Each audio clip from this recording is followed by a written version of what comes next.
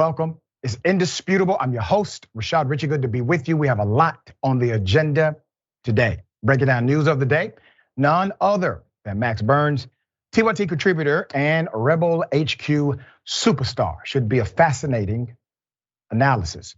Top story of the day, Donald Trump forgets that his own policy would have put to death an individual he brags about saving.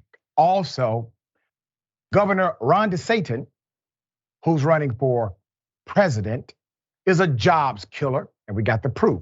Let's first go to the Trump interview classic. Here it is. I focused on nonviolent crime. As an example, a woman who you know very well was in jail. She had 24 more years to serve. She served for 22 years. She had 24. Alice Johnson. Alice. She was in the Super Bowl. High quality, yeah. I said, how many years? And she was on a telephone call, and they were involved in selling marijuana, mostly marijuana. And she got like 50 years in jail. But she'd be killed under your plan. Huh? As a drug dealer. No. Under that, it would depend on the severity. It would depend on the severity. She's technically a former drug dealer. She had multi-million-dollar cocaine ring. Any drug dealer, look. So even Alice Johnson in that ad. She can't do it, okay? By the way, if that was there, no, she wouldn't be killed. It would start as of now, so you wouldn't go to the past. I know, but your policy. Exactly. You saw that, right? Donald Trump probably forgot about his policy because he just talks. Most of the time, he just talks-ish. So while he's talking, he forgets his previous proclamation. Is it not ironic that the dude from, Fox News gives a tougher interview than anyone I have ever seen at CNN? It was actually a fascinating interview that created significant ripples from that moment. That's just one of them. Now remember, he's number one. He's polling number one in the Republican primary. Many polls have him defeating even current President Joe Biden. But that one moment is a highlight of his internal and external policy, which is to simply say whatever he chooses to say in order to win the moment. He's not trying to actually win for people. And so he offers one narrative that paints himself inside of a picture that shows him to be, progressive on a particular policy, while at the same time, he's not. And then when challenged, he basically says, yeah, she can get some too. Now, let's go to DeSantis. All right, the numbers are in.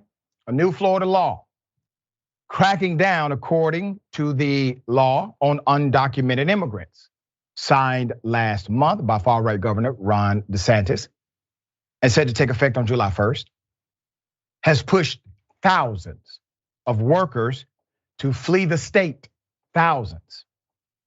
Now even some capitalists and Republicans who otherwise support DeSantis and the state's GOP-controlled House and Senate are beginning to speak out against DeSantis about how they feel the law is likely to hurt their bottom lines. Now, before I get into the rest of the numbers and the background, keep in mind the cultural war that Governor Ron DeSantis has waged typically did not adversely impact individuals like this. So they were sitting back, cheering him on, saying, yes, we support your values, even though your values are bigoted, antithetical, and racist. But when those bigoted, antithetical, and racist values permeate into a policy that impacts the bottom line of conservative capitalists, all of a sudden, whoa, what are we doing here? This is not a good policy, DeSantis. Well, it wasn't a good policy to start. This is just, let's just call it a maturing of the original sentiment he proposed that you supported. There's more. Florida right-wing lawmakers Florida right-wing lawmakers, passage of Senate Bill 1718. Thousands of working class immigrants, including many who are residing lawfully in the US, have opted to leave the state of Florida. The new law places harsh restrictions on undocumented immigrants. Among other things, it also requires the repayment of certain economic development incentives if the state which plans to conduct random audits of businesses finds or is notified that an employer has knowingly employed an undocumented immigrant without verifying their employment eligibility. Now, here's the irony of this. DeSantis is actually correct on the policy. Let me say that again. The irony of this is that DeSantis, for that one part, is correct on the policy. The federal government says it is illegal to hire a person who is undocumented, okay, knowingly so. But when you see undocumented workers being arrested and the camera crew being present, you never see the hiring manager or the CEO or the human resources officer. You never see them being placed in handcuffs. They typically will receive a civil penalty, a fine, they will call it. But everybody else gets arrested. So while he's actually correct on the implementation, or at least on paper, he's now going against the status quo of his capitalist friends. At the end of this, DeSantis will absolutely revoke this proclamation against business owners. He will change. He will see the light and not restrict their ability to make profit. There's more. At the bill signing on May 10th, DeSantis, who is now campaigning for president, slammed Joe Biden's lax immigration policy, saying, and I quote, "We have to stop this nonsense. This is not good for our country. This is no way to run a government," end quote. Data released earlier this month showed that unauthorized crossings of the US-Mexico border fell sharply after the Biden administration imposed new asylum restrictions that went into effect. Then Title 42 ended on May 11th. Undermining DeSantis' dubious accusation of inaction at the border, immigrant rights groups have condemned Biden's crackdown on asylum seekers, saying the president's new ban deepens the bipartisan abandonment of international human rights law set in motion by the Trump administration. I concur. Biden has doubled down on these very dangerous, very insensitive policies. And the truth is, destabilization of any nation will lead to a mass exodus. And if you do not have a holistic strategy in order to at least address why the destabilization is occurring, and you're only going to arrest or deport yourself out of the dysfunction of the destabilization, you will be here every single year, no matter what. There's more. Meanwhile, in Florida, DeSantis' xenophobic approach has sparked fears that a labor shortage will leave crops unpicked, tourist hotels short of staff, and construction sites idle. The Tallahassee Democrat notably, concerns are emanating from some Republican proprietors. How can one man, listen to this, they are asking, how can one man pass one law and destroy all these businesses in Florida? As Williams, it's almost like he's doing it on purpose, he says. I know he's doing it for politics, but if the end result is going to be hard. You see, Williams, you know why this is happening to you, sir? Because when he did it based on one law to black protesters, you said nothing. When he did it against members of the LGBTQ community, you said nothing. When he utilized the power of the governor's office to penalize a private company right to political speech, you said nothing. And now he's knocking at your door and you have no neighbors willing to speak up for you because you did not speak up for them. That's what's happening in Florida. And that's the plan he's bringing to this nation. Max, thoughts? Hey, Dr. Richey, thanks for having me. I think what you showed here, clear as day, is that these two Florida men, what they have in common is that they're very strongly for, executing drug dealers, cracking down on illegal immigrants, as long as they're not their friends. When Donald Trump knows a person, well, then execution's off the table, because that's obviously a different case. And we see from these Florida businesses, a lot of them thought they were Ron DeSantis's friends. And now that his ambitions have gotten bigger, they're maybe not in that inner circle anymore, and they're gonna be treated just like the rest of us. And they really don't like that. But it is kind of mind-blowing to see Donald Trump just forget that he said he wanted to execute every drug dealer. Right. I mean, this really shows you where the GOP is at. You don't need a coherent policy. You don't even need to remember your own policies. Just throw the red meat and the voters will follow you. And that puts us in a really dangerous position as a country. And that is the way they govern. In addition to campaigning this way, they govern this way.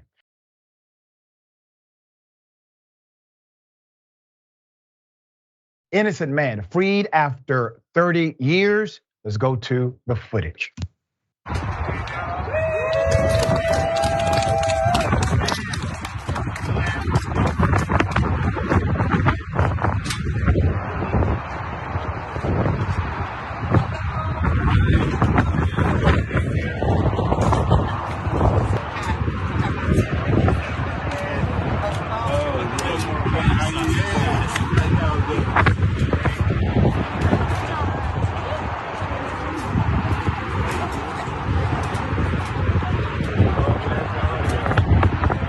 It's been a long journey, but it's over with. Partially over with, huh? You're still fighting? Yeah. You're still It fighting? wasn't for my own struggle. I call them my dream team. That's what it is. Thank y'all very much. 30 years. He served 30 years for a crime he never committed. Put up the picture full mass. Let me give you the story of Mr. Larry Moses, a newly freed New Orleans man who served 30 years for a crime he never committed. In 1995, Mr. Moses was sentenced to life in prison for 2 counts of first-degree murder based on the false witness testimony provided. He's now been granted a new trial celebrating this milestone victory. Quote, "It's unbelievable, from the dungeon to back to life again," he told WWL television. According to the Innocence Project, January 1994, a suspect approached 2 people at the intersection of Feliciana and Humanity Streets. This was in an attempt to rob them before fatally shooting both victims. 6 months later, a man who saw his ex-girlfriend with Moses went to police and fingered him in the 2 slayings.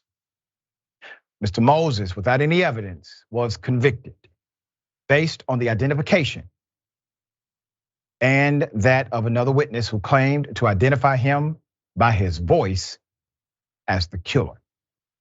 In addition to being convicted of a crime he has maintained for decades he did not commit, Innocence Project New Orleans attorney Cheryl Arnold said Moses barely escaped the death penalty due to a single juror's vote.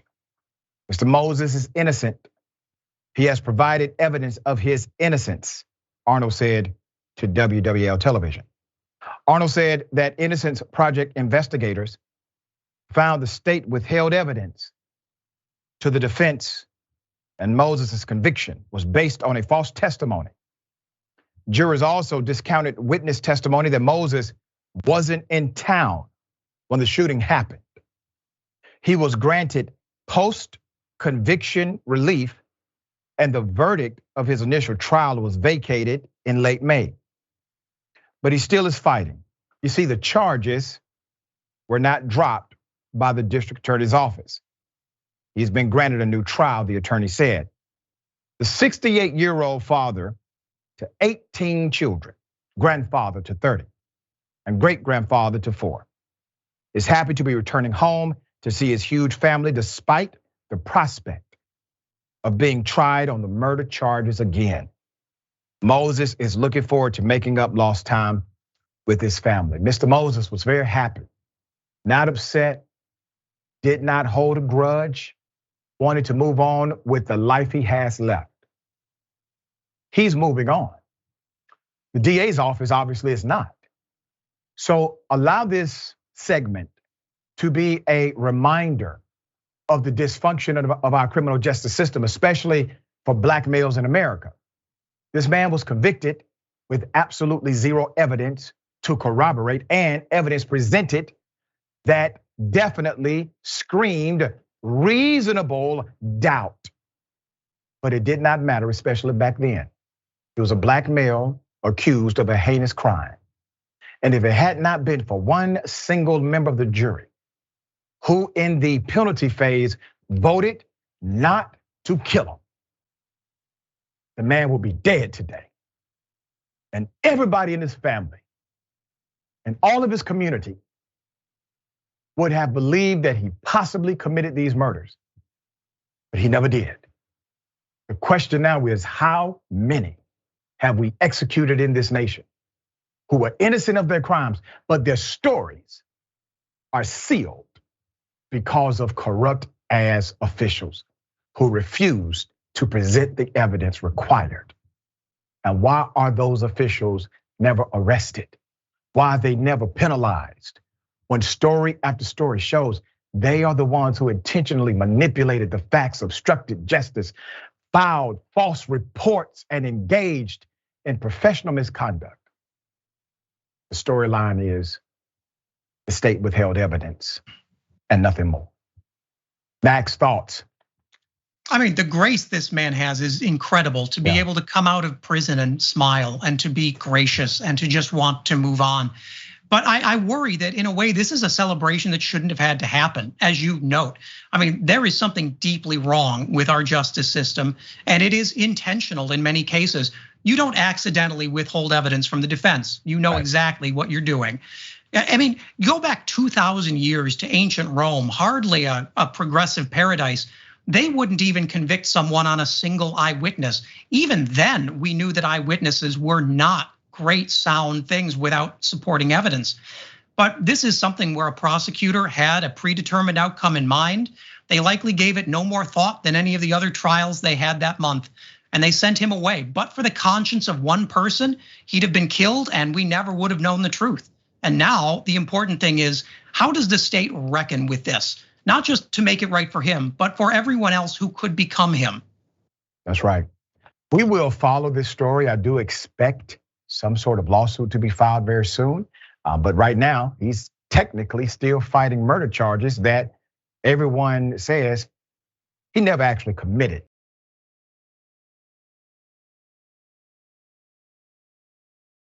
Hell of a thing. Bed, Bath, and Beyond accused of being racist because they called the police on customers who were simply shopping.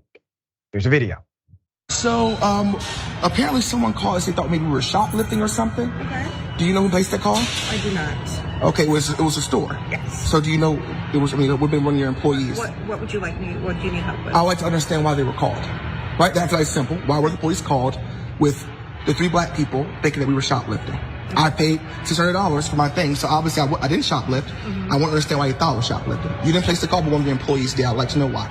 Okay. All right. I mean, I think that's standard, right? I'm not being hostile or anything. Because he asked the woman that we paid. I don't care. I mean, if there's the big purchase items, that type of thing, there's usually a question. We just want to make sure. Okay, usually a question. I can understand that, but police being called, I can understand that. Right? That's usually a question. So maybe the store will ask a question, or maybe you all follow me. Maybe you follow me around. Sure, Rachel, but can you come to the front? But that's not what happened. The police were called. We're potential shoplifters, which means that we call the police all the time. They have our backs. Okay, well that's fine. But you didn't call the police because we did shoplift. You called the police because you thought we were shoplifting. I spent $600. I paid my money. I didn't shoplift. Did anybody say anything? Did anything say? Yeah, the officer asked her, "Did we pay?" Okay. So someone did say something. I did pay. But what happens is you called the police while we were still on this side of the store. We were here for over an hour. So you called police when we first really got in here. Okay, time out. I No, we're understand. not gonna time out. Coming up. I hear what you're saying. Sure. Come on. They want to know why the police were called, and they want to talk to the person who did it, and they want to know why they were basically what you're. Yeah, while we were profiled, exactly. Oh, I have a call. You called? It's my right. It's your right to do what? Oh yeah, you hear right. So your right to do what? It's my right to call. Because you thought the 3 black people were shoplifting. Why? They didn't say that. You called the police. You said we have a potential shoplifter. So you did say that. No, I'm reporting you. You lost your mind. Are you with these guys? Or? No, she's not with us, but she can stay. I have more video, and what you hear in the background are other customers being made aware of what's happening. So they start recording as well. Now, there are 3 quotes that I want you to remember. 1, big purchase items, there's usually a question, one worker says. Another comment, we call the police all the time, they have our back. 3rd comment, it's my right to call the police. Continue. I just want to know, so sir, to make sure I'm not hostile, I'm not being violent, I just want to know why the store called the police because they thought we were shoplifting. We just purchased a new home, right? We came in because you all are closing, it's a closing sale. I didn't realize there was like a maximum number of items you could buy, right? So we were not shoplifting, but the police were called because you thought we were. Because they have... We're not going to be able to resolve this. I don't know what you want us to say. But I don't care if the white, black, or green.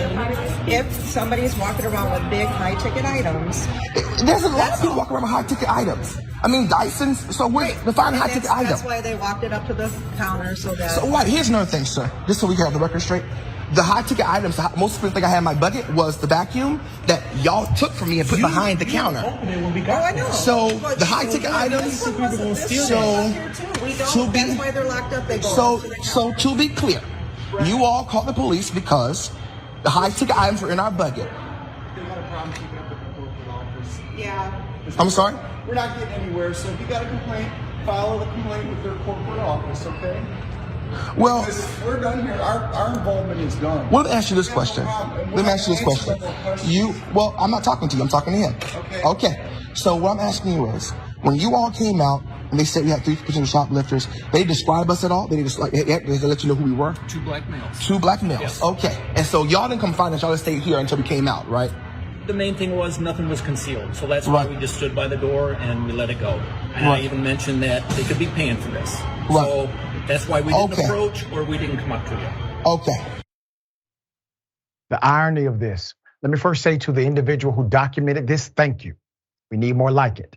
Also, to the officer said, listen, the reason we did not even approach you is because there was nothing concealed. And we even told the store, they're probably just buying things. Wow, the police are saying to loss prevention, this is a little too racist for us to deal with. So we're going to just let this one go, all right? All right, call us when there's something here. And then the workers acting as if they are unaware as to what he's looking for. He's looking for an apology.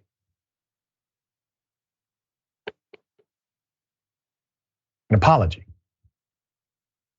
He's looking for remedy and conversation because the apology acknowledges the humanity of the other person that you just violated. They were shopping. They're patrons. They're spending money in your establishment, helping pay your wages, promoting your company, who obviously needs it because they're going out of business. So he's there. And this is the way you respond to a very simple and very appropriate question. Why call the police on a paying customer? All right, we'll see if the company has a collective response. Max, what are your thoughts here? Well, you hit the nail on the head there. I mean, the racism was too overt for the police to get involved. I mean, how does that happen? This encounter is textbook. I mean, it should be played for people in how you handle these situations. And the reason those employees couldn't explain why this happened wasn't because they didn't know. It's because they said some things to each other that they were suddenly very uncomfortable saying in front of this person. And why were we never approached? Because they were clearly intimidated. And it's part of that fear and criminalization of black people for just existing. I mean, when told that they were suspected of shoplifting and the police say, well, they're not hiding anything, they could just be shopping. I mean, that's something that happens every day in this country. It's an indignity black people face every time they go out to shop. And this person handled it expertly. Yeah, very well, documented it appropriately, made sure that the right questions were posed. I do hate that we have to continue to remind people we're not being violent or aggressive when a Karen can be violent and aggressive and complain and still not be arrested. But he did it properly. And at this point, obviously, at least the branch in Ohio where this happened, Bed Bath & Beyond, should release a statement. All right, we got more on the other side. It's indisputable, stick and stay.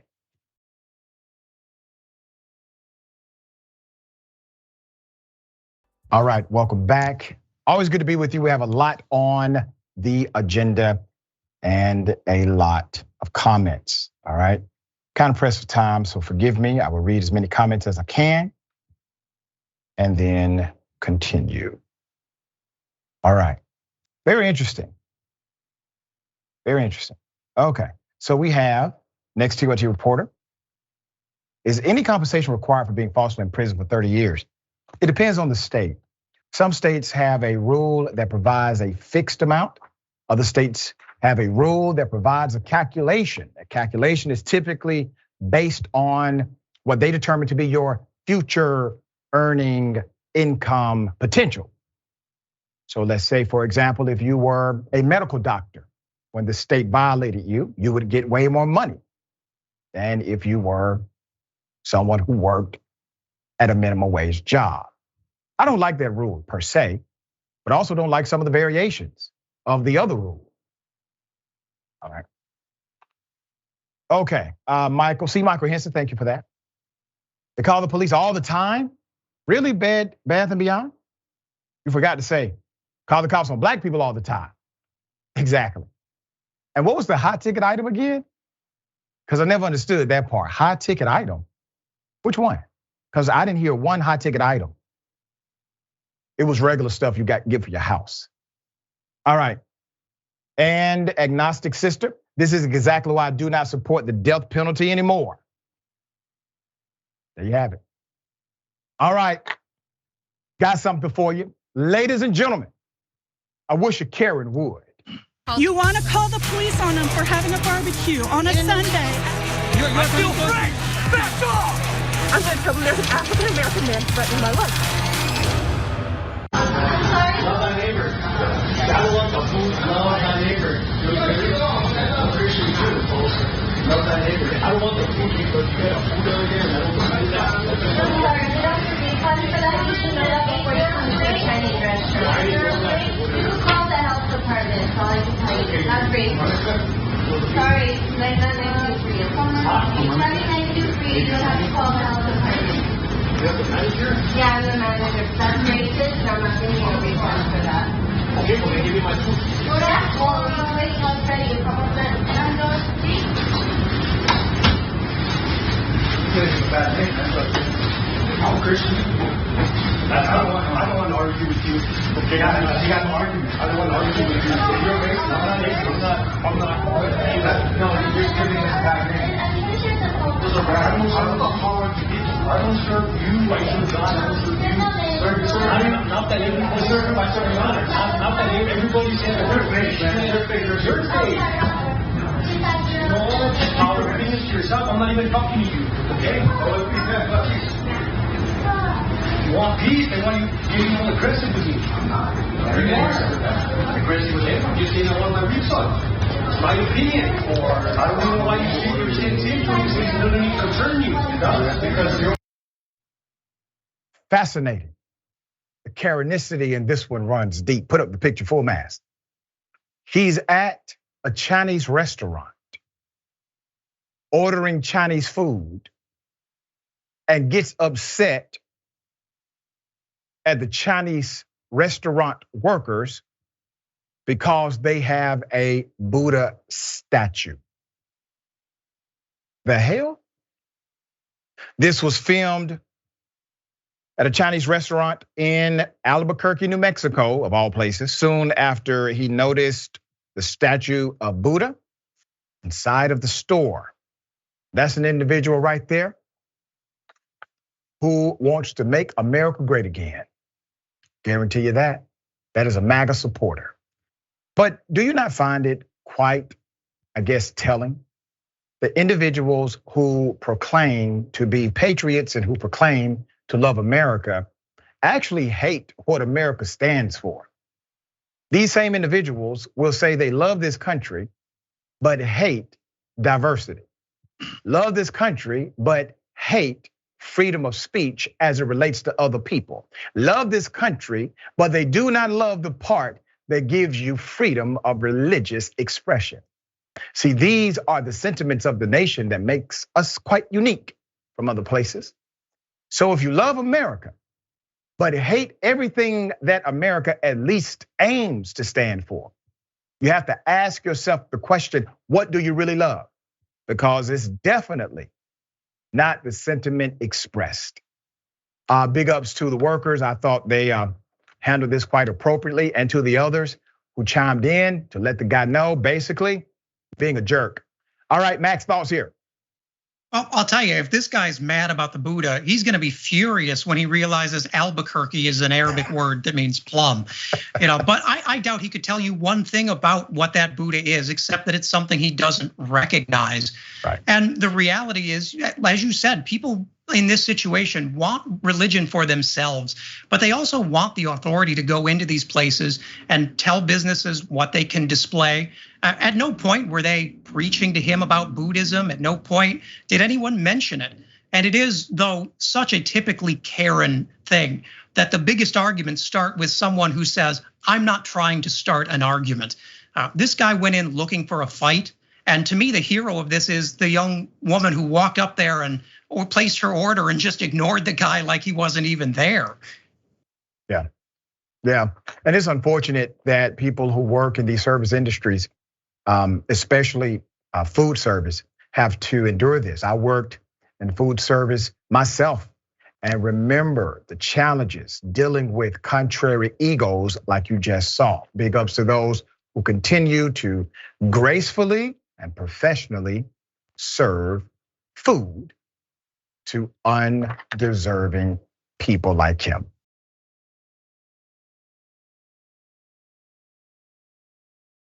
A bigot guns down a black lesbian in front of her girlfriend. All right, put up the picture full mask. Okay, sad story. This was in Texas. 23-year-old Jacob Stanford has now been charged with 1 count of murder in the brutal slaying of a 24-year-old, Akira Ross. He allegedly shouted anti-gay slurs before shooting and killing the woman in front of her girlfriend. There's more. According to a probate cause affidavit, officers with the Cedar Park Police Department at about 10 p.m. on June 2nd, 2023, responded to a call regarding a reported shooting at the Circle K convenience store. Upon arriving at the scene, first responders say they observed a black Nissan sedan at one of the pumps. Next to the car, they found Ross, who was lying on the back in a pool of dark red blood. Williamson County Emergency Medical Services arrived a short while after, and at 10:05 p.m. pronounced her dead. Surveillance camera footage showed a newer model Chevy Malibu, allegedly driven by Stanford, into the gas station at 9:42 p.m. It also parked around that time. Stanford entered the store, came out less than 2 minutes later. Police say he can be seen returning to his car, grabbing something from the inside, tucking it into his waistband of his shorts. Ross's girlfriend told the police that when Ross walked into the store, she said that Stanford was waving his gun around in the parking lot. That's when the girlfriend got the text telling the cashier to call the police. Ross then exited the store, had another exchange with Stanford. Stanford walked over to Ross and was standing at the front of the car. Stanford then acted like he was going to walk back to his vehicle, but instead walked to the rear of Ross's vehicle, the affidavit says. The witness heard Stanford yell a slur against the LGBTQ community and then fired 3 rounds. The male then ran towards his car, drove away. It's called hate, bigotry, and radicalization. Now, we don't have all of the motive information. We have what has been presented by way of eyewitnesses and surveillance. Obviously, there's bigotry. Obviously, there is hate. And perhaps there's even a level of radicalization that has happened in the atmosphere of this country. Remember, cause and effect still exist in America. If Donald Trump would not have told his followers to go to the Capitol, you do not get a massive terrorist attack on January 6th. You may still have some expressions of terrorism happening on behalf of Donald Trump, but if Trump never said, go do this thing now, it doesn't happen the exact same way.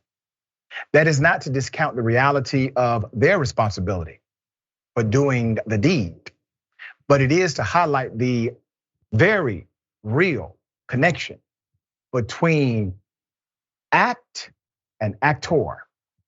So here we have a very sad story of a person who's dead, who simply was going to the store to get gas. That's it. Now they're dead. Hate ruling the nation, while legislation is being passed by people like DeSantis and others, compounding the hate, neglecting the rights of everyday people because they may not agree with the personal choice.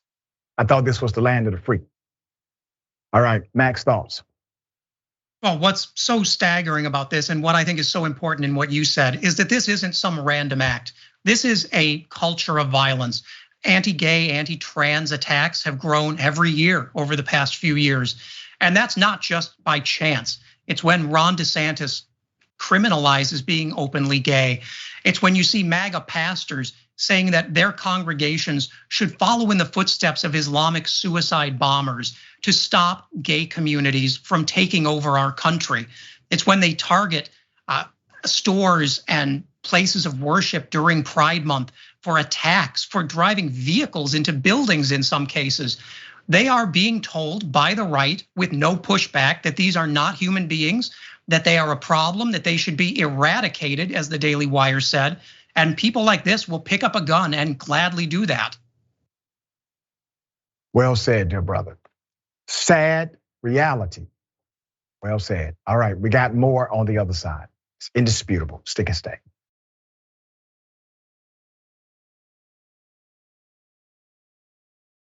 All right, welcome back. We got a lot of show left. Let me read some of these amazing comments.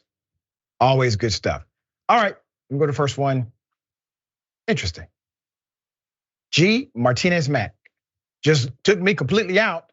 This ain't supposed to be funny, but Doc did it. I wasn't ready. Talking about the mail care man at the Buddha. Ron Moore, oh my God. There's a sombrero in this Mexican restaurant and a leaning type of pizza in this Italian restaurant. Clutches pearls. It's a good point. C. Michael Henson, thank you, C. Michael. I bet anything that this same male Karen would protest the removal of a Confederate statue, flag, or monument. That part. Because it's what? Heritage, he would say. Twitch, Morbert _ imagine being so strong in your faith that a Buddha statue sets you off. I know you're right about that. I mean, he's weak in his Christian walk, obviously. If that's going to get you set off, I agree. That's a weak Christian. Fascinating. Gerlach, absolutely enrages me. Talking about the woman who was gunned down, killed. I just do not understand. How do you feel so much hateful person you do not even know? How can you despise somebody so much when they have never wronged you? I just cannot wrap my head around it. You can't, and don't try, okay? It's not going to help at all. Just understand that individuals who are routinely degraded in the societal construct are dehumanized in the mind of those who believe the rhetoric. All right. Hell of a story. Tulsa police officers engaged in a cover-up. They abused an elderly woman. Here's the video.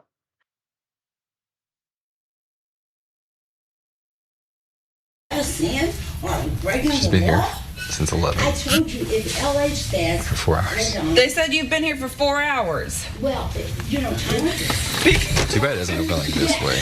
I know, right? They're trying to break down the door. Honestly, Burns is. Quit spraying the door. Quit spraying the door. No, you come out and leave. Why are you doing that? Get away from me. Get away from me. Get away, get away, get away. I love my job. One. Ready? Yep.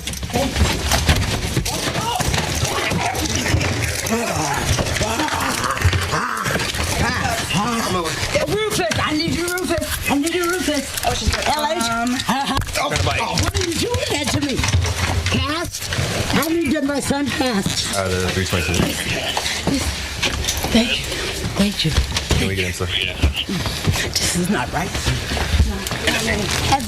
Heather, would you call Cass, my son?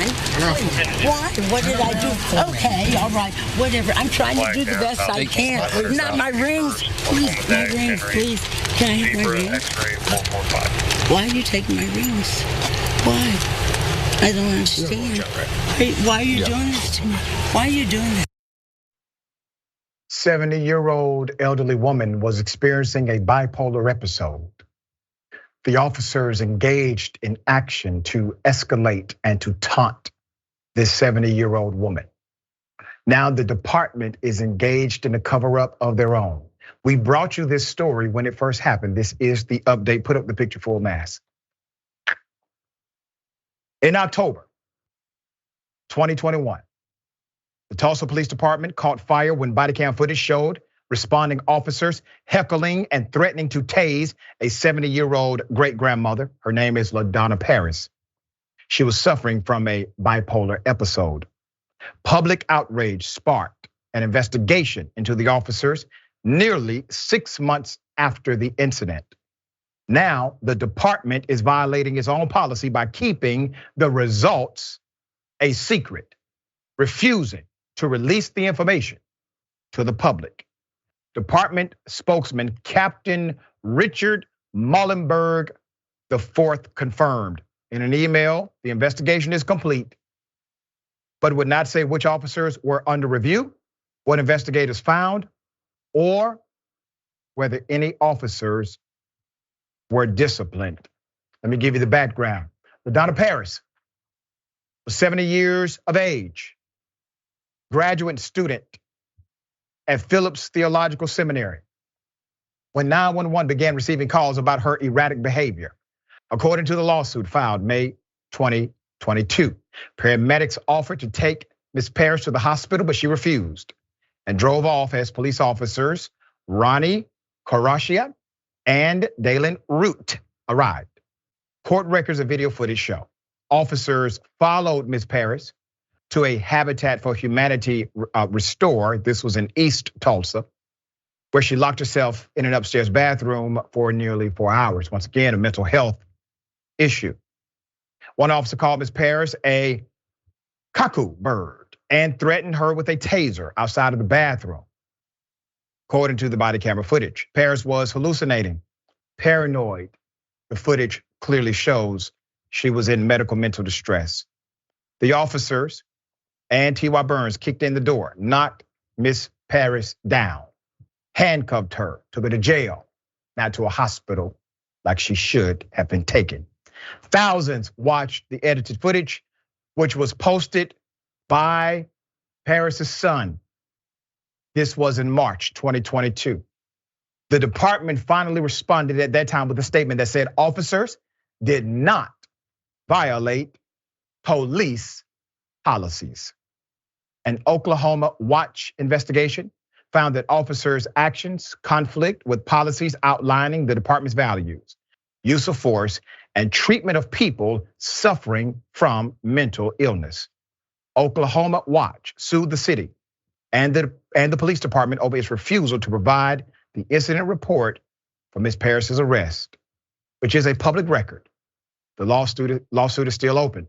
So we're going to provide some help to Oklahoma Watch. So now what I encourage people to do is call that police department, email that police department, and do not allow this to go being kicked under the rug. The reason why they're doing this is because they believe that Ms. Paris has no community connected to her, but they are sadly mistaken. This community is connected to Ms. Paris. This community is connected to good governance. This community supports good police and good police tactics. And we will stand against those that are contrary to the good of those they come against. So she does have a community backing her. To the Tulsa captain and to the chief, I highly recommend that you simply release the information as it is a public record. Remember, the law states that any attempt to manipulate the release of information under an open records request or the Freedom of Information Act known as FOIA is in fact a criminal violation. I remind you of that now. Max, thoughts? Well, it's the laughter, isn't it? That really is what makes this burn so much. These are officers who are having a good time with this. I mean, they're laughing because they know this woman isn't a threat. She's a tiny 70-year-old woman. They know that they've got as much time as they want, so they screw with her. They shake the door, they threaten to hurt her, they threaten to tase her, they get her wound up, and then they kick the door in. I mean, this is the laughter and the peace of mind of people who know that they're not going to face public accountability, who feel that they are above the people they police. And the fact that this department isn't even going to pretend to comply with open records laws shows you just how far gone it is. I mean, this is something that in a just world, the Department of Justice would be looking into. That's right. The Department of Justice should be looking into this now. Hopefully there's an update by next week.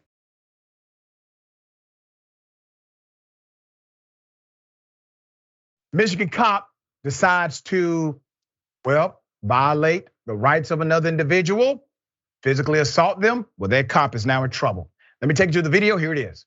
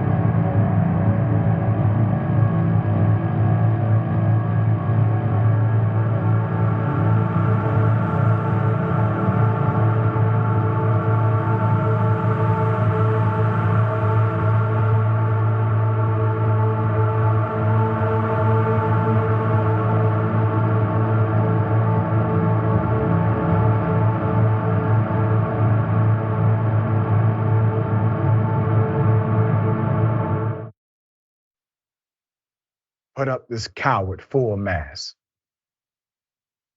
Keep him up. A Warren, Michigan police officer is now facing charges in an excessive force incident that happened inside of the jail last week. That was a black teenager that he struck. Defenseless teenager who provided obviously zero threat to the officer.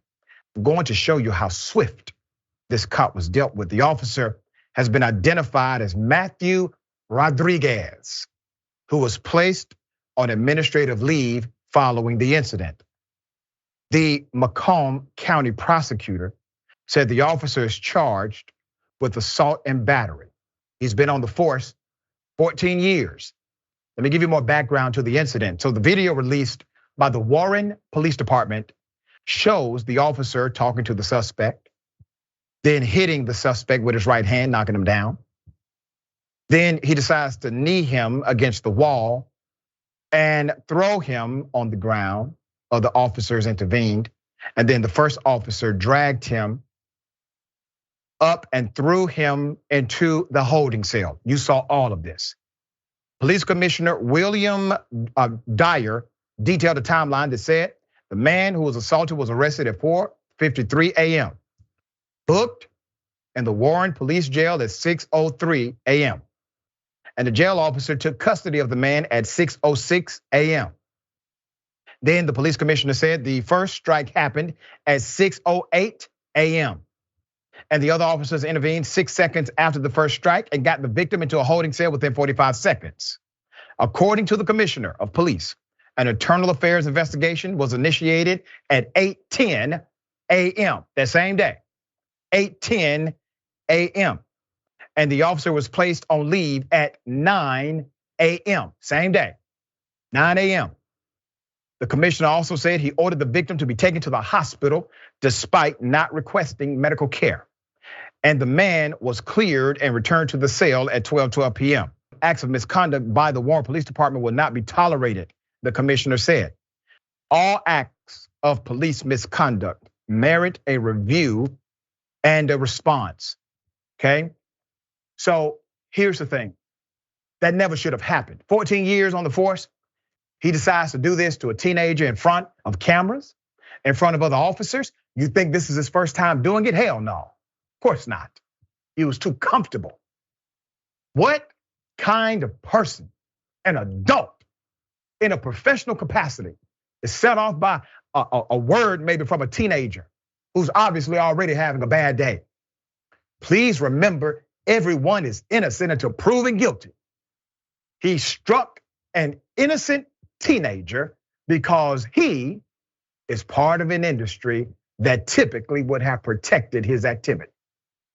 The fact that law enforcement routinely has protected guys like him is the reason that many of them continue to act in the way they do. Examples like this have to be shown. It has to be promoted. This man was dealt with within hours. It did not take days.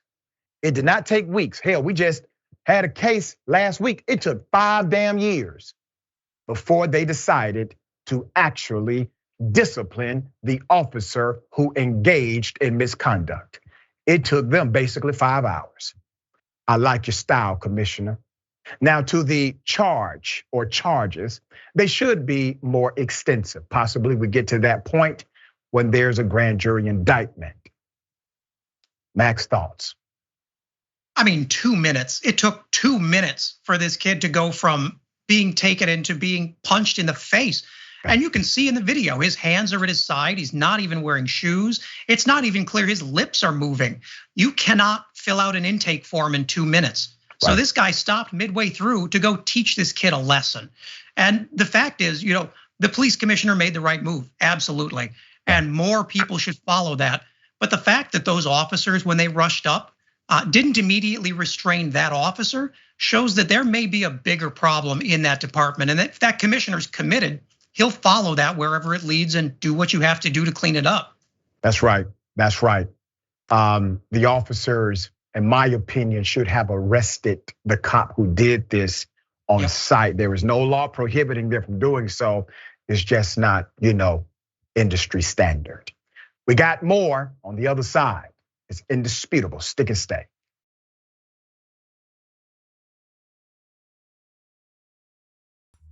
All right, welcome back. Still have a lot of show left. Let me read a couple of comments. I'm kind of pressed for time, all right? Constrained_agency. So the public will have to file FOIA requests to get the results. More evidence that police should not be in charge of internal investigations. And it's ironic because they're being sued due to the fact that FOIA has already been filed. And there has been no response from law enforcement. And so now you have to adjudicate when law enforcement engages in such contrary behavior. But good point, good question. All right, Candace damn Owens, the #1 black white supremacist in America, says black people are soft and cry like B words. Yep, let's put it up full mass. This is going to be quite interesting. Owens would post the following about black people. I am not kidding when I say that over 90% of my podcast content criticizes white people in politics and culture, but because black people are soft, emotional, and have had their brains rotted by Black Lives Matter. In the rare circumstances that I cover a black topic, they cry like, This was in response to the blowback she received from following a tweet about Juneteenth. Juneteenth is still ghetto and made up. Hope everyone enjoys it. Let's just pause on that moment for a second. She believes it's ghetto because it's black. Who's doing the race baiting, Ms. Owens? Juneteenth is a federal holiday now. But even before it was a federal holiday, it was a state holiday in many places. Primarily Texas, they celebrate it like no other. So while you say it is ghetto, where do you get this reference from? Also, when you say it is made up, all holidays matter, are made up. But there's more fact in Juneteenth than in, let's say, Christmas. Would you not agree? There's more. Let's put it up. Candace Owens says, last week on my podcast, I covered Lance Bass, Megan Fox, David Rubin, Prince Harry, blah, blah, blah. But Juneteenth, generally speaking, black people today are emotionally silly and petty and putty and cannot take any criticism without crying racism. I find this ironic, Ms. Owens, because you told us that people were being racist against your husband. You told us this. Let's put it up. You see the white man? That's her husband. She said that people are racist against him. So I want you to remember when Owen's husband, George Farmer, tried to hire acclaimed designer David Netto to work on their home. And Netto wrote the following reply via email. Dear George, thank you for your inquiry. I'd rather get beat in the ASS with a wooden plank than ever go near either of you. Kind regards, David. Okay, Candace would then cry, racism is the reason for that response. If a white conservative male had written that email to an outspoken black liberal, he would have lost everything, she said. They would have said it was like Jim Crow. So she cries racism because somebody doesn't like them. Not because of their race, because he believes they are simply horrible people. Yeah. Or how about this other claim? Let's put it up. When she called the CEO of the American Sellers Association racist for labeling her book as racist. Candace Owens says, I am calling for a public apology from ABA Book and Allison Hill. It is an act of unspeakable, explicit racism for a white woman to send around an email slandering and denigrating an autobiographical book from a black woman who came from nothing. We cannot accept this racism. End quote, Candace Owens. Ma'am, you are, I gotta say this, Candace, you're damn good at what you do, okay? Challenge you to come on the bullpen. I've been challenging you for what, 2 years plus. You can hop your happy ass up here anytime you want to, all right? I will reschedule others to make sure you have the red carpet as you obviously feel you deserve. You do need a straightening. You need a lesson. I engage you in a debate anytime, any place, anywhere. Your hypocrisy, pound for pound, madam, is more aggressive and severe than 10 Donald Trumps combined. Just looking over your trajectory from claiming the NAACP race baits to having them support you when you claimed there was racism against you inside of a school.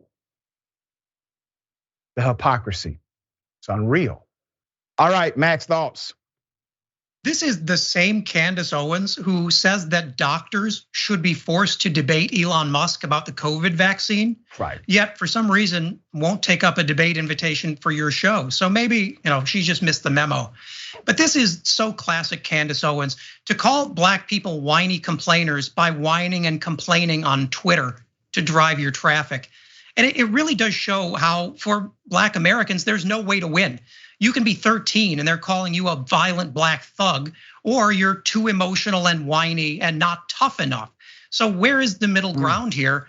And for Candace Owens, I would just love to know when racism actually exists, because she seems to have a really complicated relationship with the idea.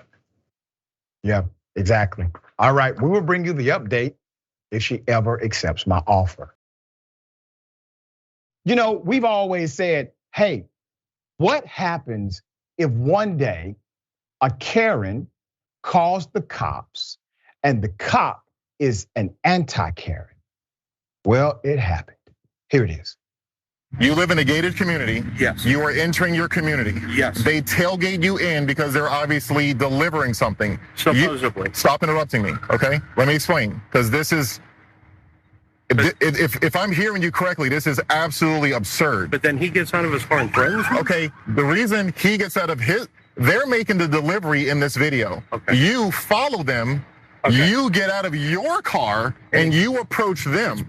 It's in there. And whoever comes into there to make deliveries is quite frankly none of your business. You are the aggressor in this. They're making a delivery. You decide to follow them.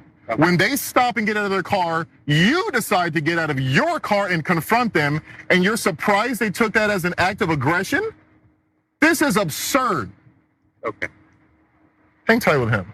I actually understand your frustration. So he came out. He followed us the whole way. We were just delivering so we can come eat. We just got in town. Okay. That cop needs to be the damn attorney general. This individual saw exactly what it was immediately. He knew what was happening. Called it out. He saw the case in about 60 seconds. Sharon, to me, this was a very beautiful thing for a cop showing his investigative prowess by telling him play by play, here's what really happened. I rather enjoyed it. It was like he had a badge of kryptonite for right. He's an anti-Karen crusader, and I love the part where he said, none of your business. Right. And he told him to be quiet and let me finish. Let me finish, okay? Had he been on the force in Sanford, Florida, I know a young man who was carrying Skittles and a Snapple that would probably be alive. That's right. Mm-hmm. That is correct. That's why leadership matters. Very good point, Sharon.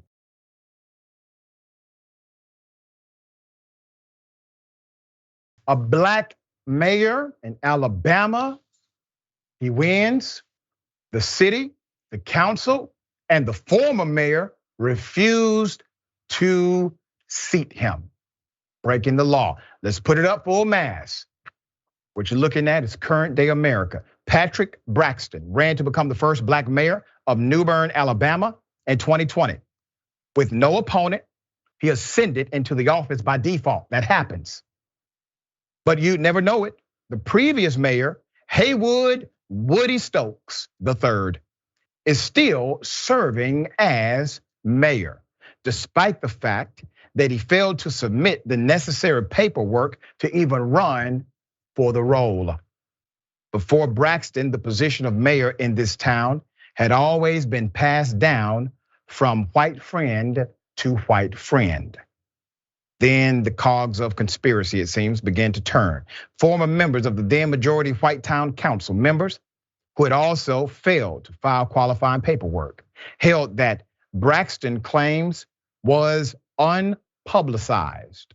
Unlawful meeting to order a special election to fill their own seats. Only those present at the meeting knew about the decision, Braxton said, and were the only ones to qualify for the offices. After they assumed office, not voted into office, after they assumed office, Braxton explained they met again without public notice and appointed Stokes as mayor after he was already the winner. At this point, Braxton was even locked out of the town hall. And in the same sense, he's been unable to discharge his duties as the official mayor of the town.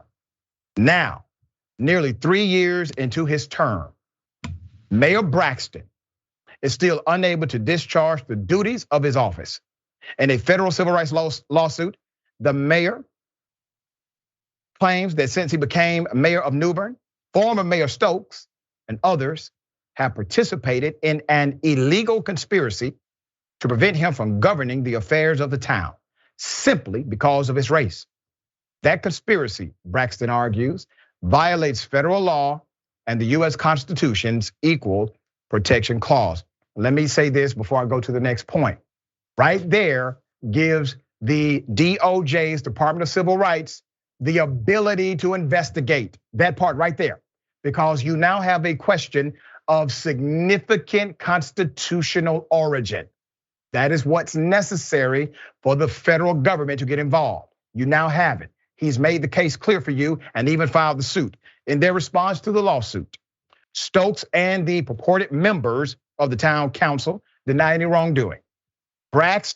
Mayor Braxton and the members of the town council, the defendants claim, will be unable to prove a conspiracy took place, will be unable to prove a conspiracy took place, will be unable to prove a conspiracy took place. The defendants too claim immunity from the suit, arguing that the law in situations like this was not clearly established. Well, thankfully, your misunderstanding of the law does not give you immunity from it. Yes, you all have basically admitted to it, you just don't know it. An attorney is going to help you see the light real soon. Max, thoughts here? Well, according to Candace Owens, the Jim Crow doesn't exist. Right. So I don't know what the problem is. I mean, I don't see how you can be any clearer that Republicans don't care about democracy. They would rather dissolve democracy entirely than have to look up to a black man who's in a position of public office. And they're saying very clearly, not we didn't do it. They're saying you're not gonna prove it, because we have this big white wall of silence, as we've seen in courtrooms in the South for decades. And the sad thing is, at the local level, they're probably right. And this is another example where the DOJ created the Civil Rights Department for this specific purpose. Right. This may be the most transparent case I have ever seen. And I really hope they get involved. Yeah, they have to get involved. I know they have their hands full. I know they are actually being more aggressive now than they have been in many years. Budget has to get bigger in order for them to continue the good work of providing what's needed to local communities. We'll bring you updates as they come. All right, remember this. So a judge acquits a cop who decided to kneel on a teen's back. We all saw the video. Let's go to it as a reminder. Here it is. Angel and Nicole Nieves say their 14-year-old boy, referred to as JN, is still trying to process what happened to him on July 1st. This was a situation where he faced something that was egregious and tragic, and he did happen to be the only brown boy there. And so that's an important factor with how we are processing this as a family. Off-duty Chicago Police Sergeant Michael Vitellero was caught on camera pinning JN to the ground after he wrongly accused the boy of stealing his own son's bicycle. Vitellero faces 2 felony charges, one for official misconduct and a second for aggravated battery. We're so grateful for today's progress towards accountability and towards justice. The Civilian Office of Police Accountability and Chicago Police Department are also investigating, confirming the sergeant was relieved of police powers on Wednesday. This is why we follow the cases all the way through, because many will assume that justice takes place once a cop is charged with something, obviously they should have been charged with. Let's put up the picture full mask. Here's your update to this story. 48-year-old Michael Vitellero, the off-duty Chicago cop who was a sergeant. He was placed on leave when this happened. He had his knee on the back of a 14-year-old child. A 14-year-old child, a minor.